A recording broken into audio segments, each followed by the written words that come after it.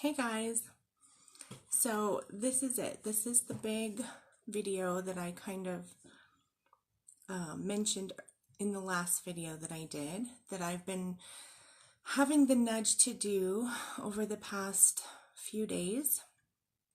And I want to preface this too with this is a new kind of energy that I've been looking at, and this is more along the lines of the work that I do with people individually and one-on-one. So it might get a little bit deep, and I am going to do my best to not just blast you guys with a fire hose. So please know I'm going to do my best not to do that. And if I do, I want you to know that my intention in this video is ultimately empowerment for you. Okay, so normally, as those of you who've seen my videos know, that the videos that I do, hey Ann, thanks for watching, are fairly surface level type things, you know, and the work that I do individually, one-on-one with people, can go very, very deep. It does go very, very deep. And this may get a little bit deep, but I've been feeling the nudge to do this because there's something interesting happening astrologically tomorrow morning.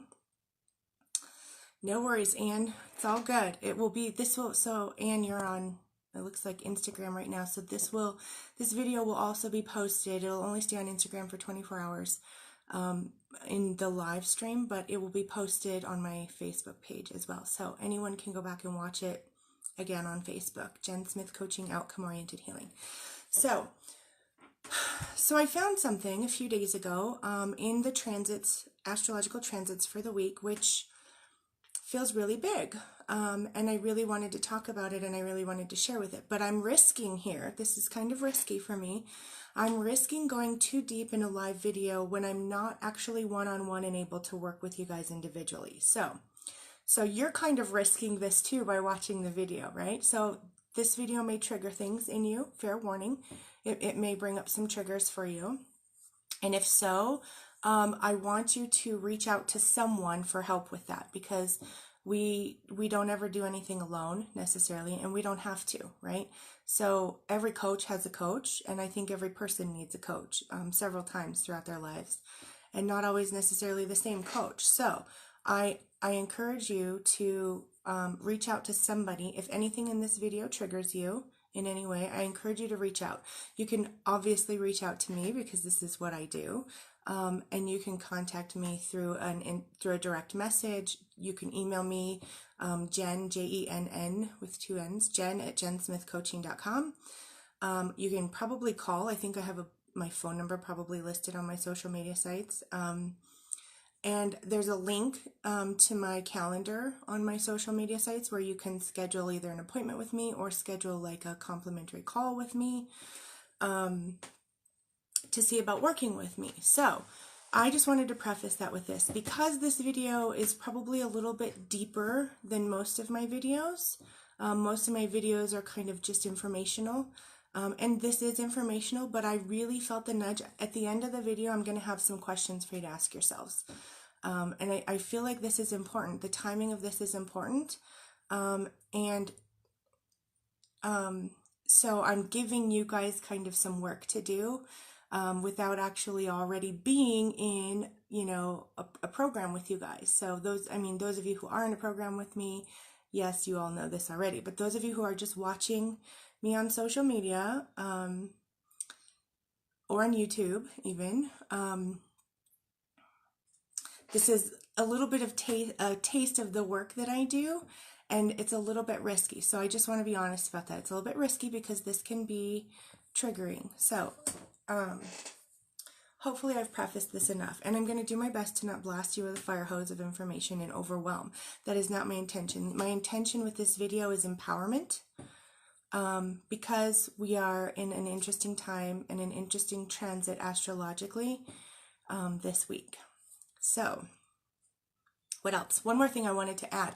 So 85% of my viewers are female, which makes sense to me.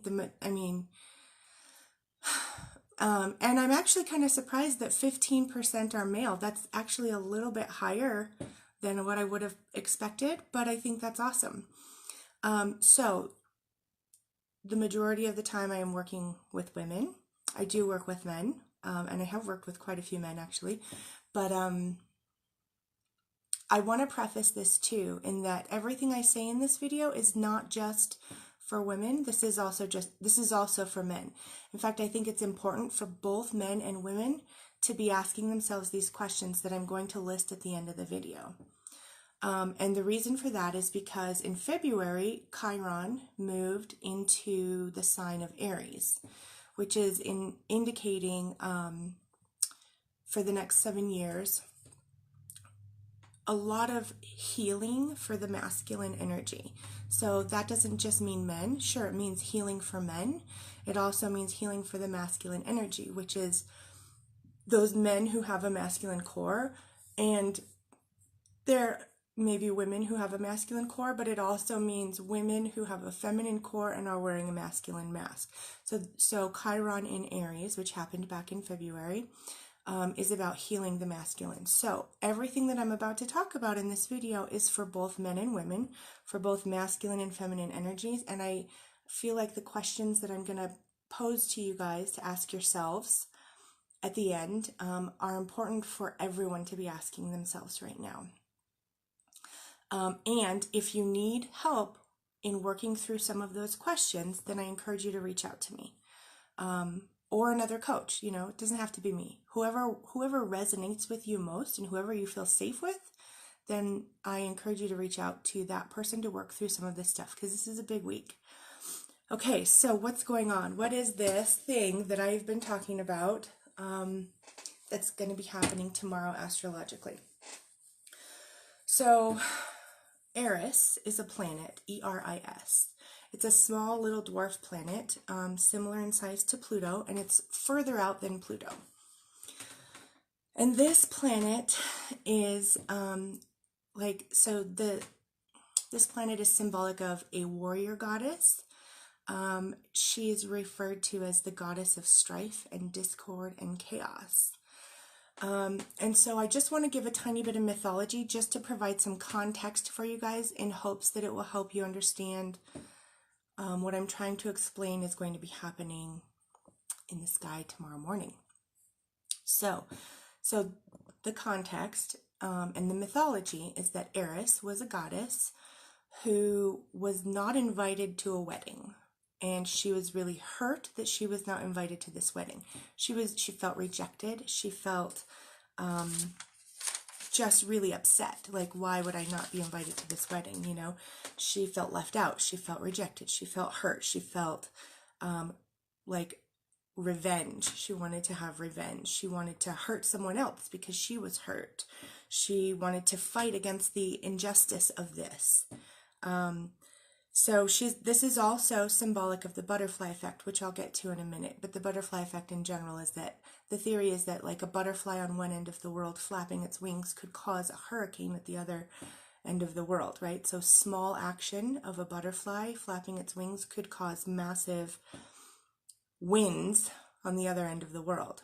And the reason for this is because of, well, maybe not because of, but symbolically related to the mythology of Eris. So because Eris was so upset that she was not invited to this wedding, she got this golden apple and she wrote the words on the golden apple, something along the lines of, "To the fairest," and threw the apple into the wedding, and it landed in front of 3 other goddesses, Aphrodite, Hera, and Athena. And so these 3 goddesses were fighting over the apple, wanting to be the fairest, the most beautiful, right? The most accepted or wanted or loved, the opposite of what Eris was feeling in that moment, right? And so these 3 other goddesses were fighting over it. And then, so it was determined that, like, Paris was going to have to choose which of these 3 women was the fairest, and would then end up with the apple. So Aphrodite makes this deal with Paris that if you choose me as the fairest and give me the apple, then I will give you Helen of Troy. You can have her. So he wanted this, right? So he chooses Aphrodite, who is the goddess of love, also represented by Venus. So Paris chooses Aphrodite as the fairest. She's the winner. She's the most loved, the most beautiful, the fairest. She gets the apple. And in return, Paris gets Helen. Problem is, Helen was already married to someone else. And so the mythology is that this situation is what caused or led to the Trojan War. So, coming back to the butterfly effect and the idea that small actions can have really big consequences, Eris, being hurt and feeling left out and unloved and unwanted,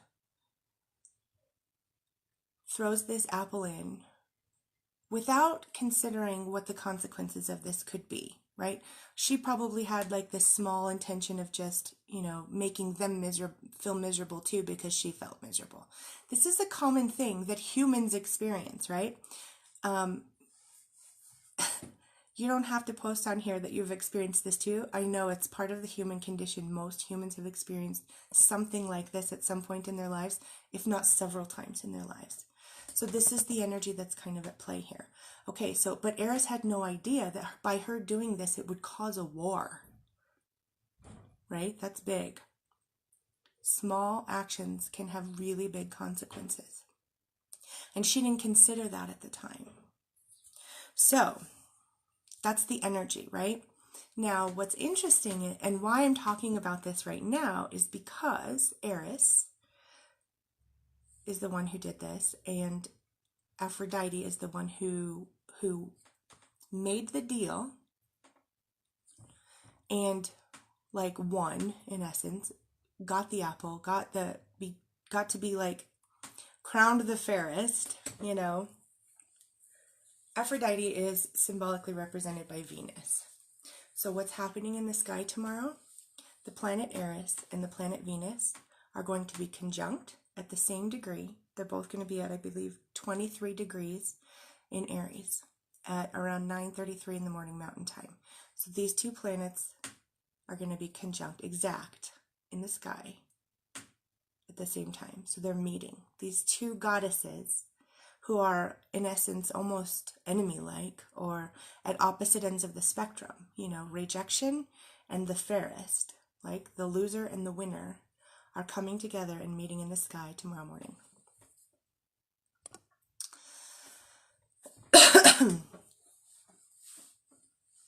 So what does this mean for us, right? It could mean a lot of things. And here's where I always tell people, yes, we have astrology. Yes, we have information about what these energies are and what energies we'll be dealing with and experiencing and playing with for the moment. And we have free will. So we get to choose how we're going to handle these energies. We get to choose how we're going to decide to handle any situation that we're faced with at any time in our lives, right? But this is kind of a big opportunity right now. Astrologically, this is providing a really big opportunity. And it's not just this conjunction that's happening tomorrow. And I know this may not mean anything to a lot of you guys, but I'm just going to say it real quick because these are astrological terms. So Eris is going to be conjunct Venus. These two goddesses are meeting in the sky. These two planets are meeting in the sky, which means there's a blending of those things. So there's potential for the coming together of the parts of yourself that you've rejected and the parts of yourself that you love, or to bring love to the parts of yourself that you've rejected. Or, with free will, you can choose to have it be something like that, or you can choose to have it be this fight between the two. But it's a choice on how you want to handle it. Okay, so in addition to that, Eris is also going to be trine Jupiter, which is about expansion and making things bigger. Sextile Mars, which is the god of war. And this whole situation with Eris led to a war, right? Square Saturn, which is like a tense conversation about responsibility. Square Pluto, which is the god of the underworld and has potential for destruction and tearing things down. And square the North and South Node, semi-square the part of Fortune, and semi-square Lilith. So this this is not just like one small conversation. This is like a conference in the sky that's happening, right?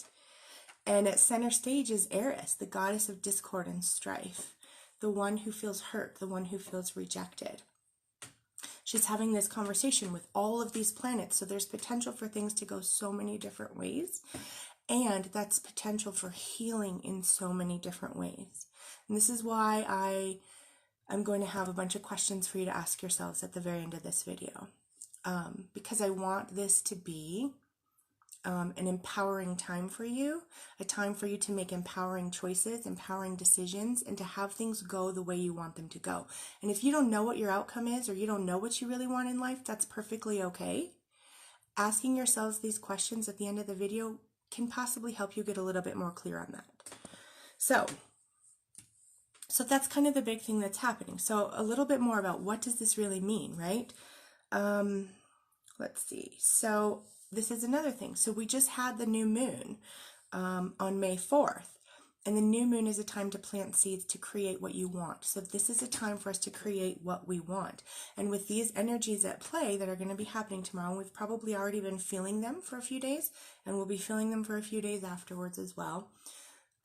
This is a time for us to really be conscious about what we're creating, what we want and what we're creating. Because, again, Eris had no idea when she threw that apple in there that it would lead to a war, to the Trojan War, right? So we may, where in your life, and I'm already going to get to my questions, I'm jumping the gun here, but think about this, where in your life are you taking actions and you're not considering what the potential consequences of that may be?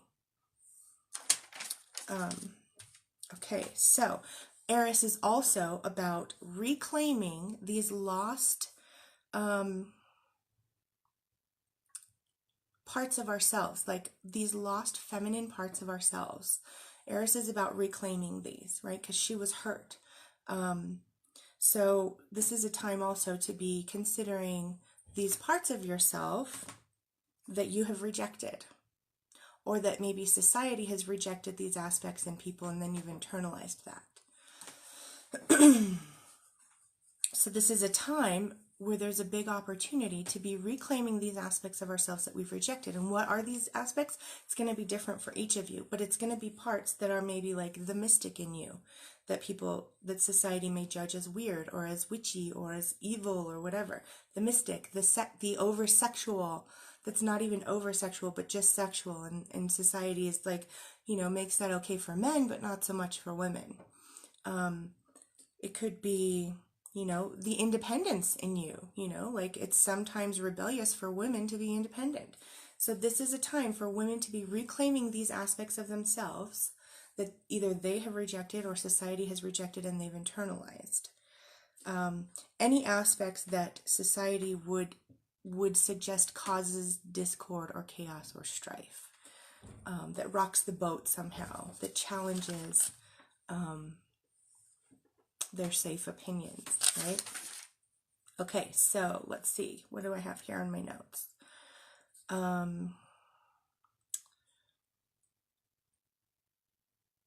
Not sure if I said this already. I may have, but again, Eris is meeting Venus in the sky in the sign of Aries, which is the god of war. So this is really interesting. And so on a personal level for each and every one of you, this is, rejection meeting love in the sign of war. So this is an opportunity to heal those parts of yourself that you've rejected, to bring love to that. Or you can fight it, right? You can keep fighting it. But another question to ask is, are you causing war within yourself? By war, I mean conflict, right? Are you causing conflict within yourself and with others, or are you ending it, right? Are you bringing love to it and ending it? Or are you throwing that apple in and stirring the pot? Thank you, Yolanda. Okay, so I think I've mentioned a lot of this already.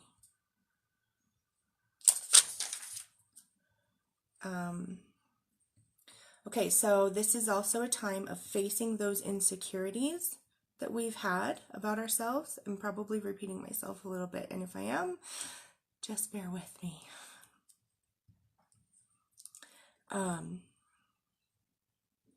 Okay, let's see. Okay, so again, so part of this conversation is Eris square Pluto.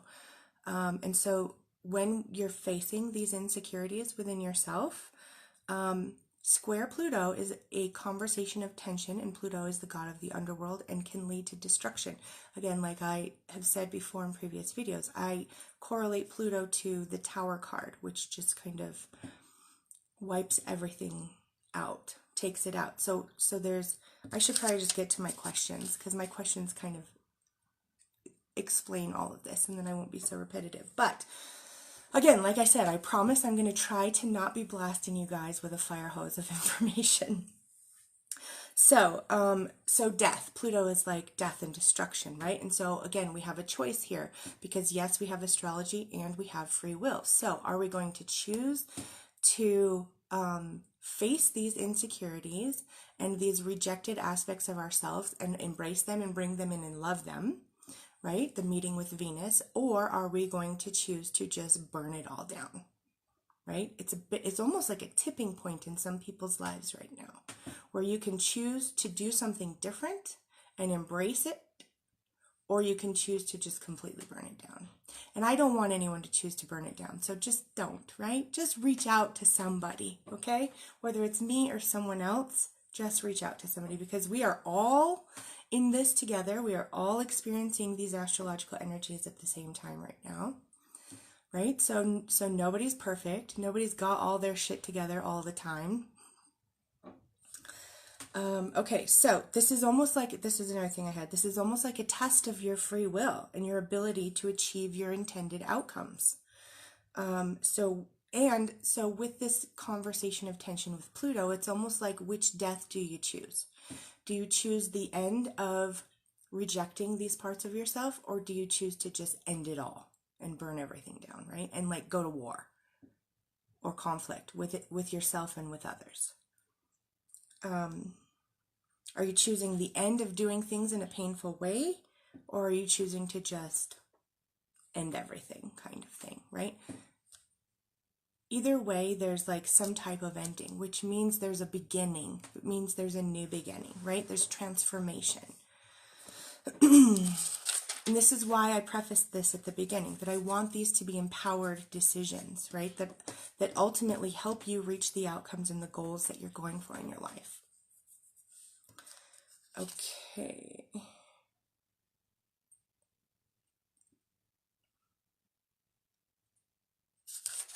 Okay. So I was going to explain Lilith a little bit too. Hey Steve, thanks for watching. So again, I just want to mention, I have like 85% of my viewers are female, but 15% are male. And this video, I mean, all of my videos are, but this is so big that I really wanted to say that this is something for both men and women to be conscious of this week, and to be asking themselves these questions, which I'll get to soon. I haven't mentioned the questions yet. So Lilith. So that's another part of this conversation in the sky tomorrow morning, is that Eris is going to be semi-square Lilith, which is a little bit of a tense conversation. And Lilith is not actually an astrological body. It's actually just like a location, like a point in the sky between the orbit of the moon and the earth. So it's like a void almost, or it creates a void or an empty space. But it's symbolically important, and it's represented by that feminine energy that is like untamable, who is unwilling to submit, who is rebellious, who has very strong survival instincts, right? And again, this is also related to the masculine. That's very masculine energy. And it's also related to people who have a feminine core and are wearing a masculine mask. And again, like I said, Chiron, having just moved into Aries in February, is about healing this masculine energy, healing these masculine wounds, right? Whether you're a man or a woman, everyone has masculine and feminine energies. And this is a really big time for healing. So I feel like this week is about choices, big time choices. And which choice are you going to make? Are you going to make the choice to start healing some of these things? which means facing them, which is very scary, and transforming them, which means the end of having something to be a victim about. Right? That's kind of scary, right? Like if I've been a victim my whole life, or I've been victimized, and so I've carried this trauma and held this trauma for so long, letting go of it is almost like a death, right? That's scary. It can be. But it's totally possible. And we are really, really astrologically supported in doing that this week. We even have 3 planets retrograde right now, which softens some of the energy and helps us go within and reflect on things. And Eris is having a conversation with all 3 of those planets, Jupiter, Saturn, and Pluto. So this is really big, right? This is why I wanted to do this with you guys.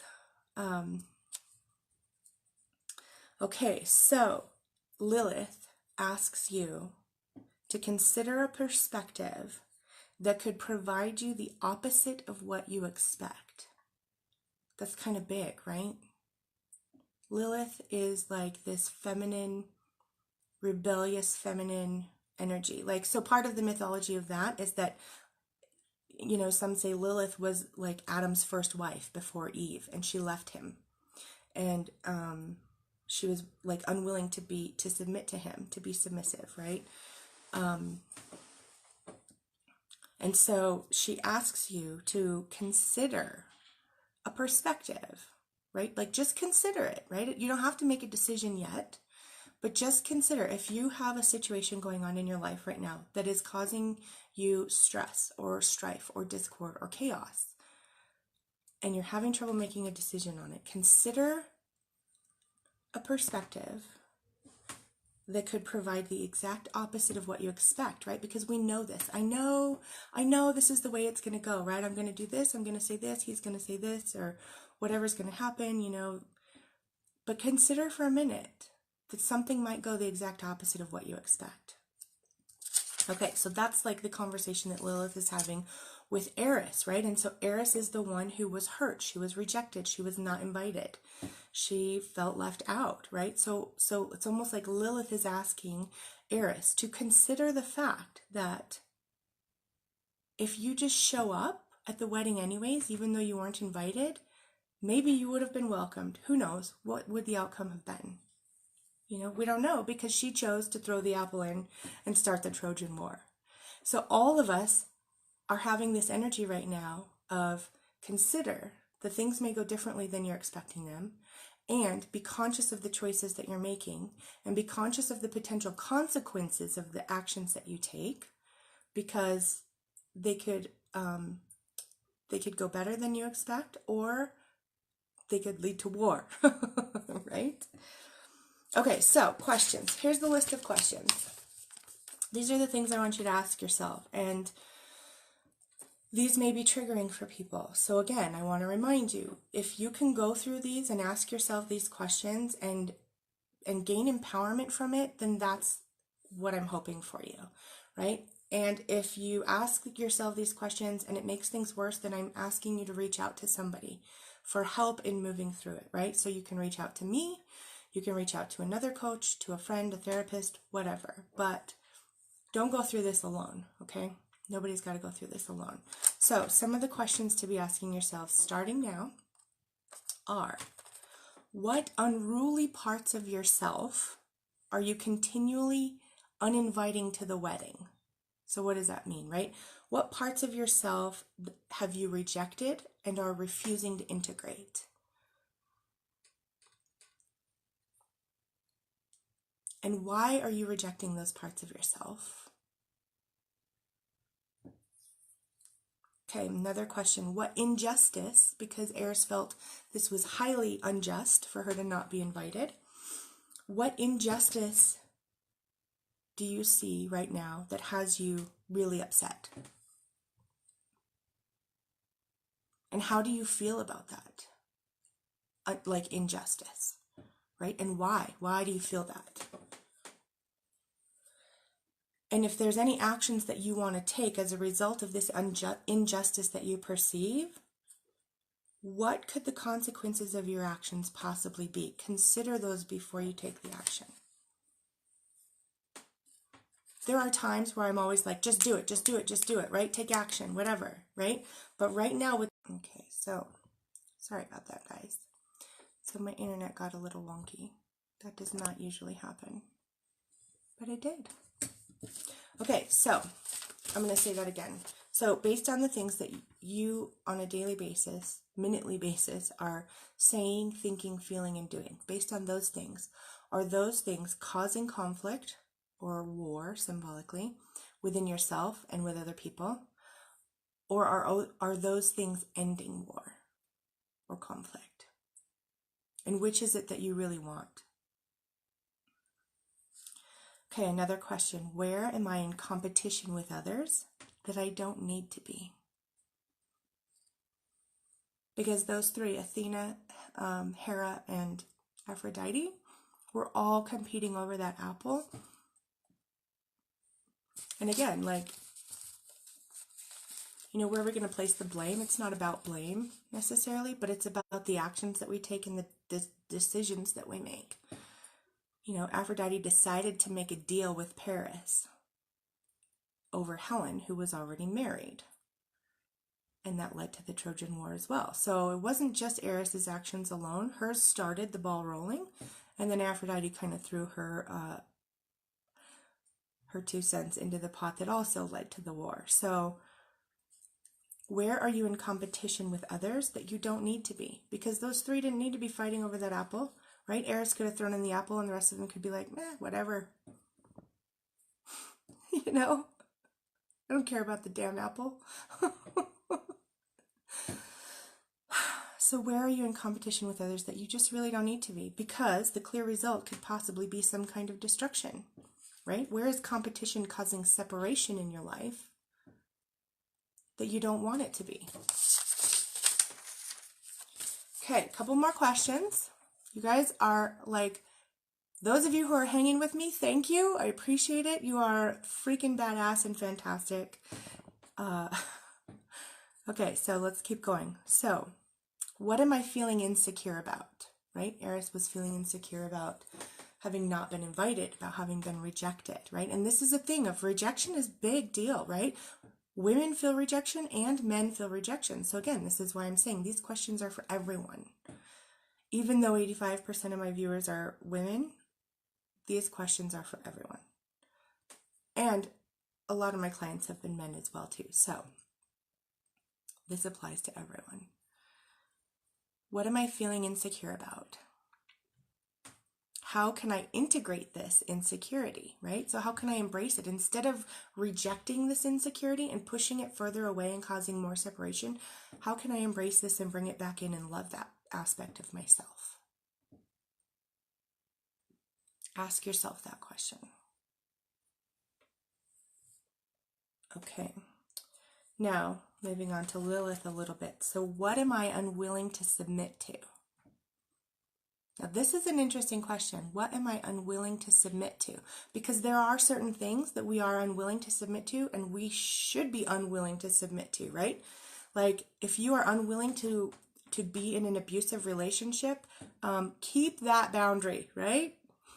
Keep it. That's healthy. That's safe, right? If you're unwilling to be in a relationship with an alcoholic, keep that boundary. That's safe for you, right? But it doesn't mean you're unwilling to be in a relationship with anyone, right? So what are you unwilling to submit to? Where are you unwilling to concede on a certain matter? And why? Right? And what would happen if you did submit to this, right?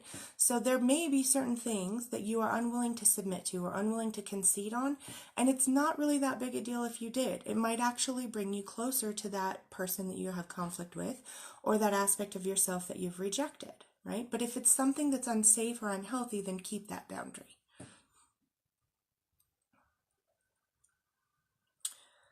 And again, consider a perspective that could provide the exact opposite of what you expect. In a safe and healthy way, not by, risking your health or your safety. Don't do that. Okay, So the main points here are small actions can have really big consequences. So think about the consequences this week of your thoughts and your words and your actions. And are they going to cause conflict or war, or are they going to end it? Are they going to create more separation and rejection, or are they going to create healing and love? No action is too small. That's kind of a big deal, right? No action is too small. Like the littlest thing, like butterfly wings, you know, in the butterfly effect, or throwing an apple in leading to war, like the smallest actions can have really big consequences, and no action is too small. Okay, so reclaim the parts of yourself that you've rejected. This is a good time to really be working on that. And this is a really big time to be considering your free will and the fact that you have choice. You have a choice in how you're going to handle every situation, including the astrological energies that we're experiencing. So what do you want? What choices are you going to make? And I got to share this too, because my dear, dear, dear friend and fellow coach and speaker said something to me this morning that really seemed profound in light of this whole conversation that I've just had. Change is your ally. Think about that. Change is your ally. We fight change so many times. Change is scary sometimes, right? So consider how change could be your ally. What things could you be changing right now, making a choice to do differently in order to achieve a different outcome, a more positive outcome that's in alignment with what you want? So how could change be your ally for now? Okay, that's a lot, and I apologize if I've blasted you with a fire hose of information, but I've been having the nudge for 3 days now to go over this stuff with you guys, and it's a really, really unique conversation that's being had in the sky right now. And I feel like we have big opportunity for big healing, depending on the choices that we make, right? So you guys got this. You've got this. Reach out to me if you need to. Call, message, email, whatever. Get it on my calendar. There's a link. Or reach out to friends or family or therapists or whatever, right? It's all good. We've got this. Okay, so I will see you guys again later.